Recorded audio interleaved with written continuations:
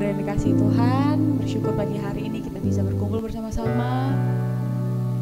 Kita mau memuji, menyembah, menaikkan syukur kita atas kasih Tuhan yang begitu besar dalam setiap hidup kita. Mari pagi hari ini dengan hati yang rindu datang menyembah, datang di hadirat Tuhan dengan ucapan syukur.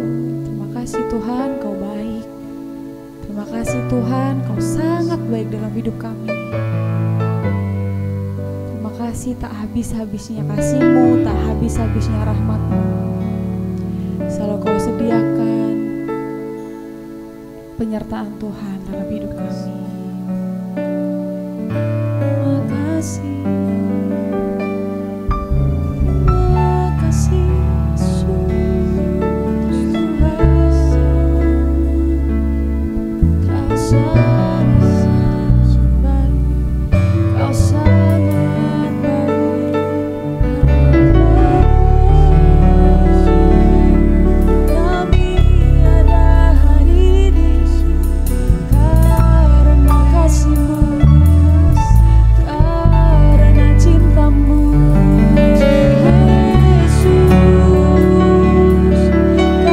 Cari wajah-Mu, kami cari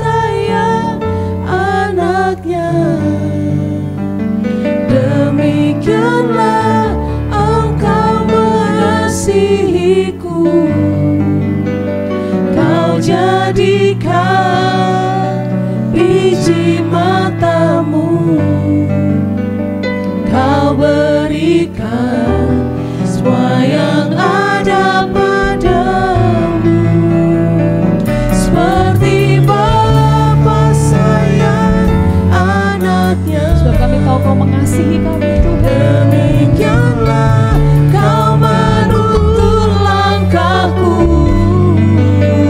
hari depan indah Kau beri, rancangan-Mu yang terbaik bagiku. Seperti Bapa sayang anaknya,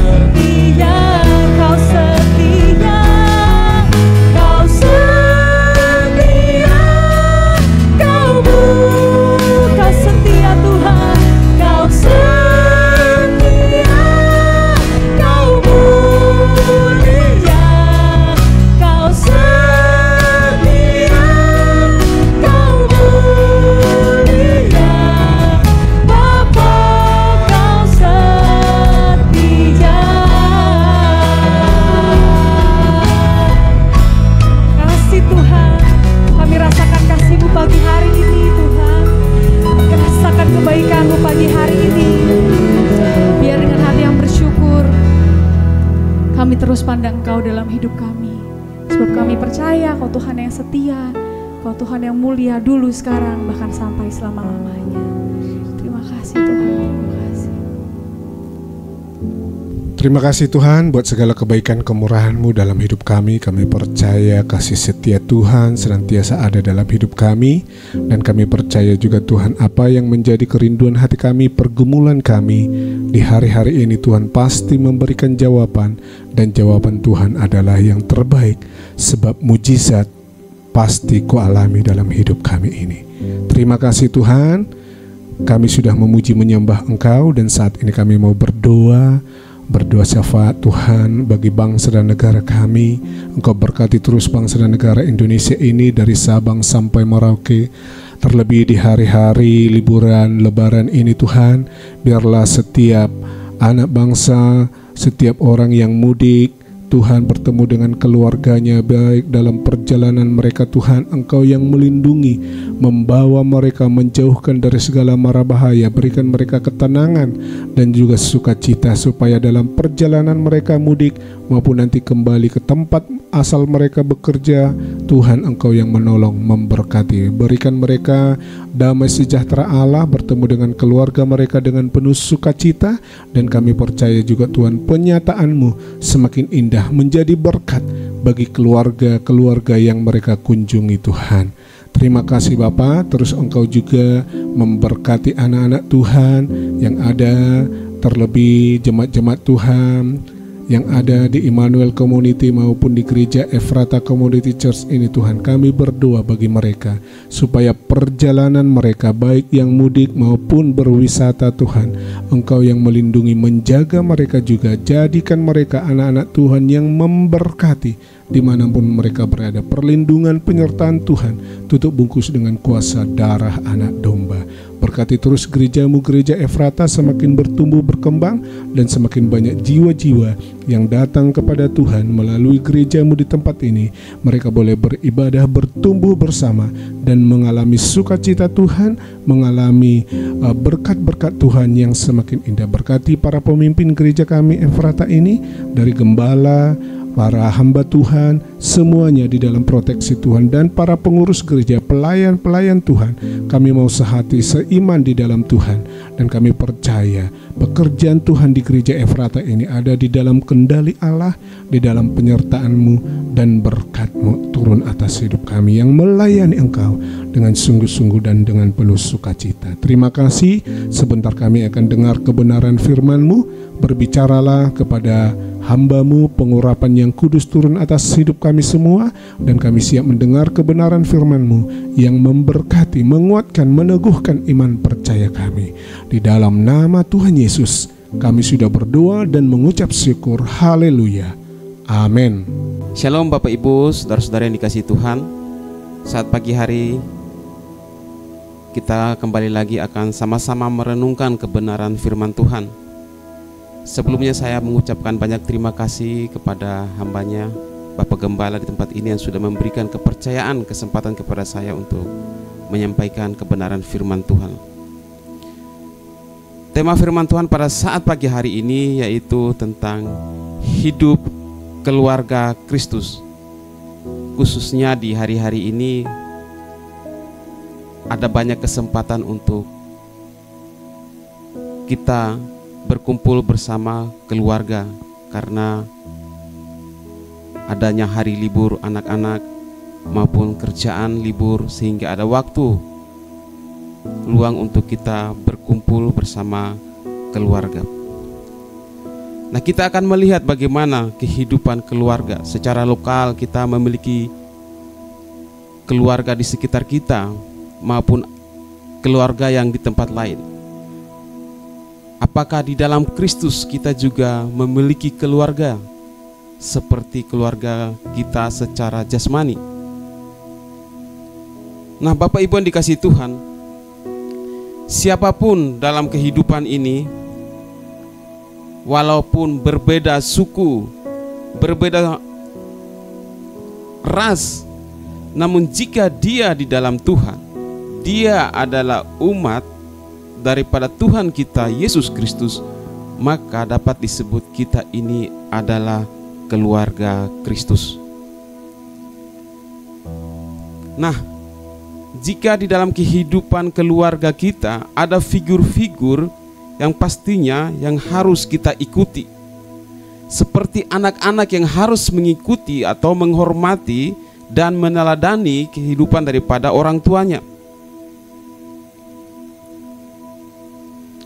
ataupun seorang kakak yang harus menjadi teladan bagi adik-adiknya. Demikian juga di dalam kehidupan iman kita atau di dalam kehidupan kita sebagai pengikut Kristus. Ada figur, ada teladan yang harus kita ikuti. Nah, Bapak Ibu yang dikasihi Tuhan, sangat indah jika ada pertemuan saudara seiman, yaitu pertemuan dalam kegiatan-kegiatan ibadah. Bagaimana kita merasakan keindahan dalam ibadah tersebut? Karena di sana nanti kita akan bertemu dengan saudara seiman, bersekutu dalam ibadah. Namun yang terpenting dari semuanya itu adalah kita mengalami perjumpaan dengan Tuhan kita, yaitu Yesus Kristus. Nah, ini adalah keindahan-keindahan. Seperti kalau keindahan dalam perkumpulan keluarga secara lokal, di situ kita bisa menikmati, bisa merasakan, bisa mengalami sukacita di antara keluarga itu. Karena ada banyak hal yang dapat kita saling ceritakan satu sama lain. Ada kenangan-kenangan yang bisa kita munculkan dalam cerita-cerita tersebut. Nah, jika dalam kehidupan keluarga secara lokal di antara Bapak Ibu, keluarga Bapak Ibu ada keindahan-keindahan, maka di dalam Kristus juga pastinya ada keindahan-keindahan di saat kita berkumpul satu sama lain bersama saudara seiman, seperti yang sudah saya sebutkan di atas. Namun apakah hanya ada keindahan dalam keluarga lokal saat ada perkumpulan-perkumpulan tersebut? Tentunya tidak. Pasti ada banyak hal yang menimbulkan masalah di dalam kehidupan keluarga. Demikian juga di dalam kehidupan iman sebagai orang-orang percaya kepada Tuhan kita Yesus Kristus. Tentunya ada banyak masalah atau ada banyak percekcokan, perselisihan di dalamnya. Nah, secara global dapat dilihat dari banyaknya gereja. Kalau kita mencari tahu berapa jumlah denominasi gereja secara global, maka dapat diketahui bahwa jumlahnya adalah 45.000 denominasi yang ada di belahan dunia ini. Nah, dari perbedaan-perbedaan tersebut bisa dikarenakan perbedaan dalam cara pandang, perbedaan dalam cara pikir, yaitu dalam melayani Tuhan. Ya, kalau dalam gereja-gereja lokal yang mungkin di sekitar kita, kalau di dalam sudah tidak ada lagi sejalan di dalam pelayanan karena beda prinsip, beda pemikiran dalam melayani Tuhan, maka tidak bisa dipungkiri bahwa akan ada perpecahan di dalamnya. Saya pernah disampaikan oleh seseorang, ya, bukan cuma saya, karena di dalam ruangan itu ada sekian banyak kami, dan orang itu menyampaikan bahwa jika ada pertentangan di dalam sebuah organisasi keagamaan, khususnya gereja, maka lebih baik jangan ada yang mengenahi atau jangan ada yang berusaha untuk mau mendamaikan. Karena apa? Karena tadinya jika ada pertentangan itu akan mengakibatkan munculnya dua gereja. Tetapi jika ada yang mau atau ada yang mau mendamaikan, tidak menutup kemungkinan akan muncul 3 gereja. Nah, Bapak Ibu yang dikasihi Tuhan, Itulah kehidupan di dalam iman kita sebagai orang yang percaya kepada Kristus. Ada keindahan di situ, ada pula perselisihan di dalamnya, seperti pada keluarga-keluarga jasmani pada umumnya. Nah, ada nasihat indah dari Rasul Paulus kepada jemaat di Kolose. Kiranya ini menjadi suatu pelajaran bagi kita, menjadi satu nasihat yang indah bagi kita, agar kita terapkan di dalam kehidupan kita. Kita akan membacakan firman Tuhan, yaitu dalam Kolose 3 ayat 13. Dikatakan, sabarlah kamu seorang terhadap yang lain, dan ampunilah seorang akan yang lain.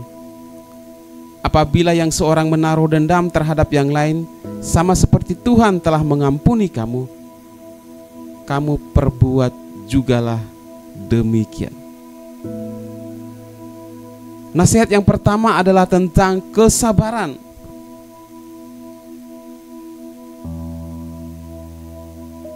Nasihat yang pertama adalah tentang kesabaran. Bagaimana kita mengetahui bahwa seseorang itu sabar, atau seseorang itu emosional atau tidak sabar?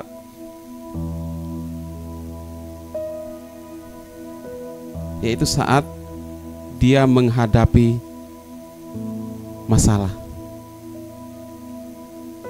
Salah satu contoh firman Tuhan yang indah, orang yang paling sabar yaitu Tuhan kita Yesus Kristus. Dalam Markus 3 ayat 21, di sana Yesus dikatakan oleh orang-orang saat dia mengajar banyak orang. Namun ada orang yang tidak terima dengan pelayanannya. Ada orang yang tidak suka dengan pelayanannya. Sehingga apa? Mereka mengatakan Yesus adalah orang gila. Juga dalam Yohanes 18 ayat 23, Yesus sabar terhadap orang yang menganiayanya. Saat ia ditampar, Yesus tidak balik menampar. Namun dia berkata, jika perkataanku salah atau ada kesalahan dalam diriku, tunjukkan. Dan jika tidak, mengapa engkau menampar aku? Dan dalam pelayanannya Yesus memiliki 12 murid, 12 pengikut. Dari 12 pengikut ini tidak semuanya adalah orang yang setia. Bahkan hampir semuanya meninggalkan dia. Saat kita melihat, kita membaca firman Tuhan, bagaimana Yesus ditangkap. Murid-muridnya banyak meninggalkan dia, melarikan diri. Dan yang lebih jelas, murid yang mengkhianati dia adalah Yudas Iskariot. Bukan cuma Yudas, namun juga Petrus mengkhianati dia. Tetapi Yesus sabar terhadap Petrus dan menerimanya kembali. Dan contoh yang terakhir dalam Lukas 23, Yesus mengucapkan kata-kata yang unik, kata-kata yang indah,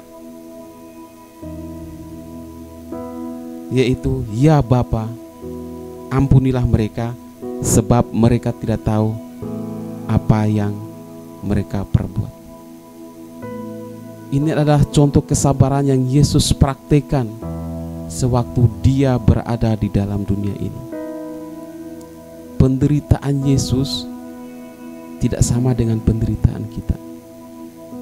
Kalau bisa dibilang, dia mulai dari lahir sampai pada kematiannya, dia terus mengalami penderitaan. Namun dalam penderitaan itu, tidak setitik pun Yesus melakukan dosa. Bagaimana dengan kita, Bapak Ibu yang dikasihi Tuhan? Seberapa berat penderitaan Bapak Ibu? Seberapa lama penderitaan Bapak Ibu? Apakah kita masih mau mencontohi Tuhan kita Yesus Kristus? yang tetap terus sabar.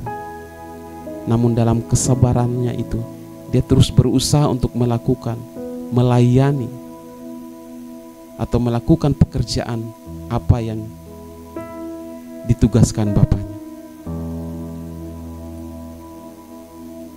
Nah, Bapak Ibu yang dikasihi Tuhan, berikutnya adalah sikap orang yang sabar, yaitu orang yang tidak lagi melihat kelemahan saudara seimannya. Sebab jika orang yang terus melihat kelemahan saudara seimannya, semakin lama dia akan semakin apa? Semakin emosi. Jika semakin emosi, maka yang akan terjadi adalah dia akan mudah untuk membalas dendamnya. Tetapi orang yang sabar,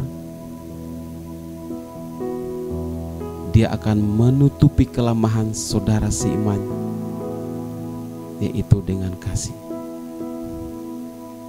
Sebab apa? Kasih itu menutupi banyak dosa. Seperti dalam Matius 18 ayat 15 dikatakan, apabila saudaramu berbuat dosa, tegurlah dia di bawah 4 mata. Jika ia mendengarkan nasihatmu, engkau telah mendapatkannya kembali. Berarti seseorang jika berbuat salah, nasihat firman Tuhan kepada kita umatnya, atau kita keluarga Kristus, untuk apa? Menasihatinya 4 mata. Berarti cuma 2 orang, tidak lebih daripada itu. Artinya jangan sampai kita menyebarkan kesalahan itu kepada banyak orang, tetapi kita harus menegurnya dengan 4 mata, yaitu menyampaikan teguran itu dengan rendah hati, memakai kata-kata yang tepat, tentunya tetap meminta tuntunan Roh Kudus agar kita dimampukan menasihati dengan baik, sehingga jika ia bertobat dari kesalahannya, maka kita sudah menyelamatkannya. Dalam nasihat ini juga jangan lupa, kita sebagai keluarganya, sesama orang yang percaya kepada Kristus, juga harus menjadi teladan.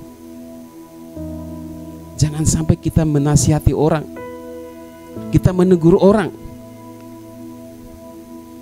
tanpa disadari orang memandang kita munafik. Ibarat debu di seberang lautan dapat dilihat, namun gajah di depan mata tidak kelihatan. Nah, ini satu hal yang sangat ironis ya. Kalau orang semacam ini terus-terusan, berarti tipe orang memang sudah bebal dan hanya ingin membuat masalah. Berikutnya adalah orang yang sabar, dia akan meresponi ketidakbenaran dengan kebenaran, yaitu dia tidak akan mencaci maki dengan caci maki. Dia tidak membalas kejahatan dengan kejahatan, seperti yang sudah Tuhan kita lakukan. Dia mengampuni orang yang menganiaya dia. Dia mengampuni orang yang tadinya meminta pertolongan kepada dia, dan dia melakukan perbuatan terhadap orang itu, namun orang itu membalas dengan kejahatan, yaitu mereka beramai-ramai meneriaki, menyalibkan Yesus. Tapi dari atas salib Yesus berkata, ampunilah mereka, karena mereka tidak tahu apa yang mereka perbuat. Ini adalah satu teladan yang indah dari Tuhan kita.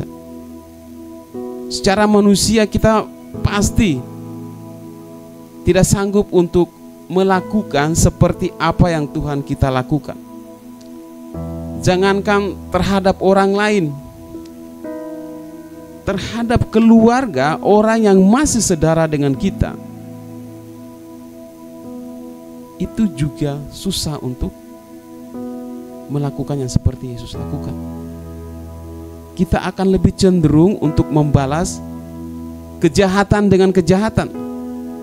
Kita lebih cenderung untuk memikirkan rencana apa yang kita harapkan atau kita inginkan agar emosi kita dapat kita lampiaskan kepada orang yang tidak kita sukai. Nah, saya berdoa kiranya di hari-hari libur ini Bapak Ibu mengalami suatu perubahan hidup. Kiranya Tuhan menjamah hati, Tuhan menguduskan hati, Roh Kudus menuntun agar saat berkumpul bersama keluarga besar, di situ ada rekonsiliasi, ada suatu keterbukaan di antara keluarga dan saling mengampuni satu sama lain. Berikutnya adalah tentang saling memaafkan. Coba kita kembali pada ayat firman Tuhan tadi. Saya akan bacakan lagi. Sabarlah kamu seorang terhadap yang lain dan ampunilah seorang akan yang lain. Apabila yang seorang menaruh dendam terhadap yang lain sama seperti Tuhan telah mengampuni kamu, kamu perbuat jugalah demikian. Yang pertama tentang kesabaran, yang kedua adalah saling memaafkan. Saling berarti ada respon dan meresponi. Tidak ada kesempurnaan pada siapapun. Sekalipun zaman Adam dan Hawa mereka tidak dalam keadaan dosa, namun mereka bukanlah pribadi-pribadi yang sempurna. Faktanya mereka bisa jatuh dalam dosa.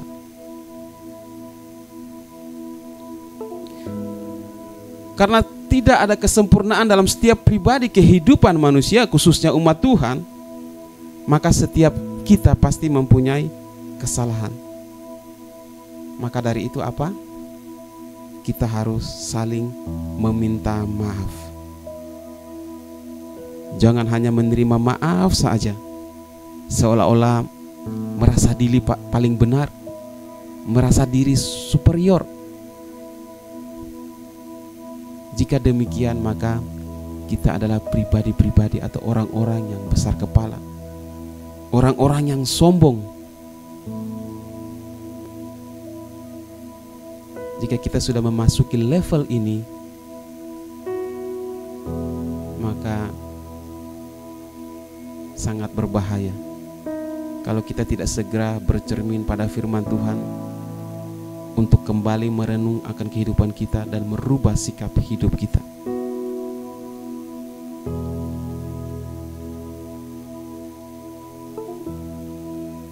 Memaafkan berarti sudah terjadi pemberesan di dalam hati kita.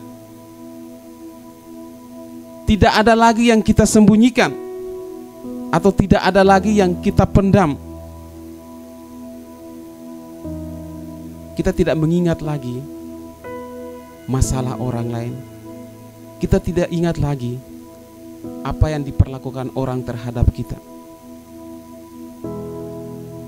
Tetapi semua itu kita bereskan.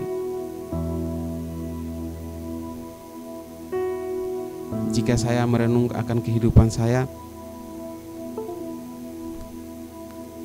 memang berasal dari Indonesia bagian timur, khususnya di NTT ya. Cuma saya bukan pribadi yang kebanyakan seperti orang-orang di sana gitu. Karena saya mungkin dari kecil sudah keluar dari kampung halaman, walaupun vis orang sana, tapi kok kebanyakan saya itu lebih condong dengan gaya hidup orang-orang yang di Jawa. Saya tidak lagi hidup seperti kebiasaan orang dari kampung halaman saja, walaupun tidak semua orang demikian ya. Karena terakhir saya ketemu sama adik saya, karena waktu saya pergi dari kampung halaman dia masih SD. Dan sejak lama saya merantau, yang di benak saya itu, saya cuma mengingat wajahnya waktu masih kecil. Dan pernah saya diizinkan untuk pulang. Zaman itu masih pakai HP ya, tahun berapa itu? Masih pakai HP. Jadi tidak segampang zaman sekarang ya. Informasi untuk mendapatkan gambar-gambar itu sangat mudah. Untuk mengingatnya itu karena saya mengingat dia waktu masih kecil. Jadi dia ada di sekitar saya cuma ingat namanya. Sempat saya bertanya, namanya Yandro. Di mana Yandro? Nah, di situ istri saya bilang, ini Yandro. Oh iya. Karena di benak saya, di pemikiran saya, dia itu wajahnya seperti dulu. Tapi faktanya sudah berubah. Karena waktu itu saya pulang karena menyeberangi dari Surabaya, saya harus melewati kota Kupang dulu. Dari Kupang baru transit lagi ke Alor, yaitu kepulauan tempat di mana saya dibesarkan. Dan puji Tuhan, saya bersyukur kepada Tuhan kalau dia saat ini sudah berhasil. Dia pandai sekali berbahasa Inggris dan dia sudah menjadi seorang pemimpin dalam sebuah sekolah, menjadi kepala sekolah. Jadi saya tidak menyangkali bahwa orang-orang dari sana itu kehidupannya tidak seperti dengan kehidupan orang di Jawa yang lemah lembut, cara menyampaikan sesuatu itu baik. Dan walaupun saya orangnya berasal dari Indonesia Timur, namun saya lebih cenderung untuk bergaya hidup orang-orang seperti di Jawa. Apakah itu yang Tuhan mau? Tentunya kalau kita sesuaikan, sejajarkan dengan firman Tuhan, maka itu akan lebih seimbang. Karena apa? Saat kita menyampaikan sesuatu kepada orang lain dengan cara yang lembut, dengan cara yang halus, maka itu orang akan dapat menerimanya dengan baik. Ya, hari-hari ini Bapak Ibu yang dikasihi Tuhan, di mana sudah berkumpul dengan keluarga, kiranya bagaimana seorang anak dapat menyikapi atau dapat mempraktikkan hidup selayaknya seorang anak, bagaimana dia dapat berhubungan dengan orang yang lebih usia, menyampaikan sesuatu kepada orang yang lebih usia, bagaimana caranya.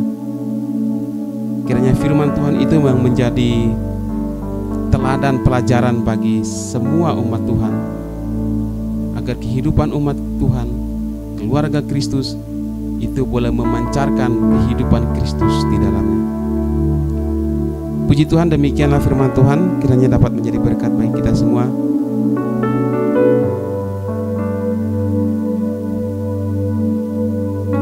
Kita akan menaikkan pujian.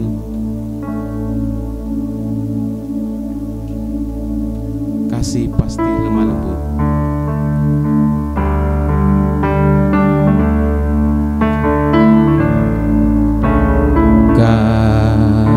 Kasih pasti lemah lembut.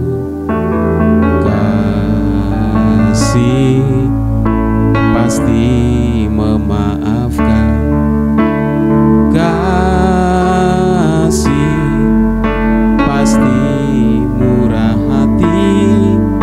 Kasih-Mu Tuhan. Kasih pasti lemah lembut.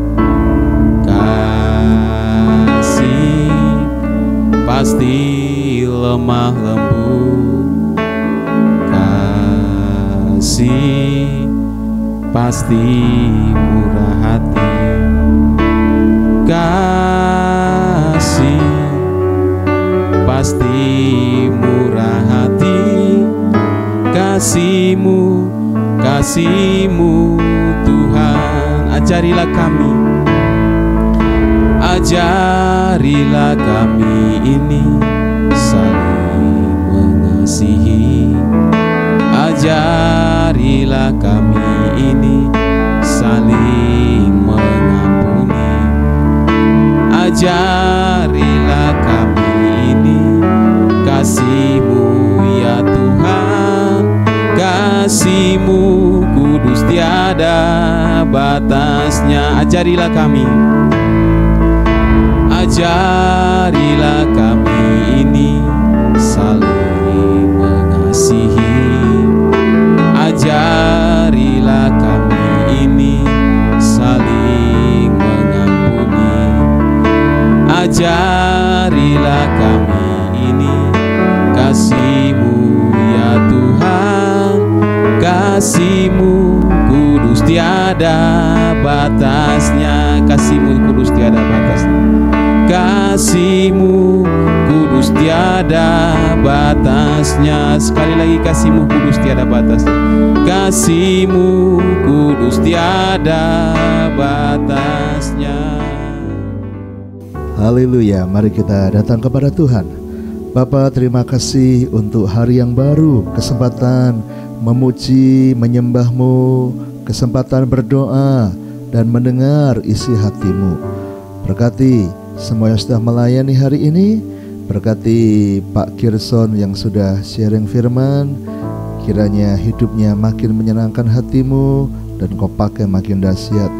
Kiranya hari ini kami boleh melakukan kehendak-Mu makin indah dalam Tuhan. Dimanapun kami berada, terus menjadi berkat. Saudaraku, terimalah berkat dari Allah Bapa, cinta kasih Tuhan Yesus Kristus, dan persekutuan dengan Roh Kudus menyertai senantiasa sekarang sampai selama-lamanya. Doa Bapa kami yang di surga, dikuduskanlah nama-Mu, datanglah kerajaan-Mu, jadilah kehendak-Mu di bumi seperti di surga. Berikanlah kami pada hari ini makanan kami yang secukupnya, dan ampunilah kami akan kesalahan kami, seperti kami juga mengampuni orang yang bersalah kepada kami.